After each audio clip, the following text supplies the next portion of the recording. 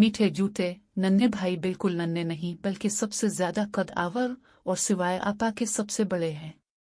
नन्हे भाई आए दिन नित नए तरीकों से हम लोगों को उल्लू बनाया करते थे। एक दिन कहने लगे, चमड़ा खाओगी? हमने कहा, नहीं तू, हम तो चमड़ा नहीं खाते। मत खाओ, ये कहकर चमड़े का एक टुकड़ा मुंह में रख लिया और मजे मजे से खाने लगे। अब तो हम बड़े चिकराए। डरते डरते जरा सा चमड़ा लेकर हमने जुबान लगाई। अरे वाह, क्या मजेदार चमड़ा था, खट्टा मीठा। हमने पूछा, कहाँ से लाए हो नन्हे भाई? उन्होंने बताया, हमारा जूता पुराना हो गया था, वही काट डाला। झट हमने अपना जूता चखने की कोशिश की। इख्तू, तौबा, मारे सड़ांध के नाक उड़ गई। अरे बेवकूफ, ये क्या कर रही हो? तुम्हारे जूते का चमड़ा अच्छा नहीं है और ये है बड़ा गंदा।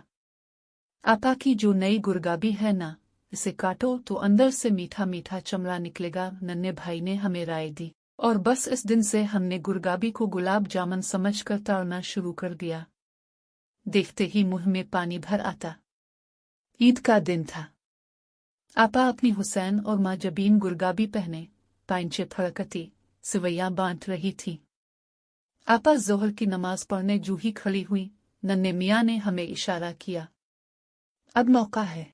आपा नियत तोड़ नहीं सकेंगी मगर काटे काहे से? हमने पूछा। आपा की संदूकची से सलमा सितारा काटने की कैंची निकाल लाओ। हमने जूही गुरगाबी का भूरा मुलायम चमड़ा काट कर अपने मुंह में रखा। हमारे सर पर झट चप्पलें पड़ी।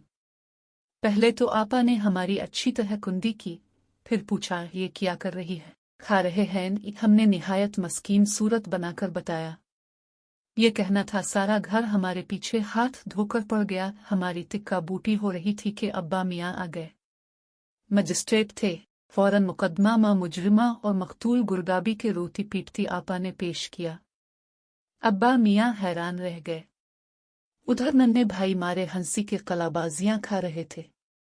अब्बा मियाँ निहायत गमगीन आवाज में बोले, सच बताओ, जूता खा रही थी? हाँ, हमने रोते हुए इकबाल जुर्म किया। क्यों, मीठा होता है? जूता मीठा होता है? हाँ, हम फिर रिनिक्के। ये क्या बिक रही है बेगम? उन्होंने फिक्रमंद होकर अम्मा की तरफ देखा। अम्मा मुंह बिसोर कर कहने लगी, हाँ खुदा, एक तो लड़की जात, दूसरे जूते खाने का चस्का पड़ गया तो कौन कबूलेगा? हमने लाख समझाने की कोशिश की कि भाई चमड़ा सच में बहुत मीठा होता है। नन्हे भाई ने हमें एक दिन खिलाया था मगर कौन सुनता था। झूठी है। नन्हे भाई साफ मकर गए। बहुत दिनों तक ये मुअम्मा किसी की समझ में ना आया।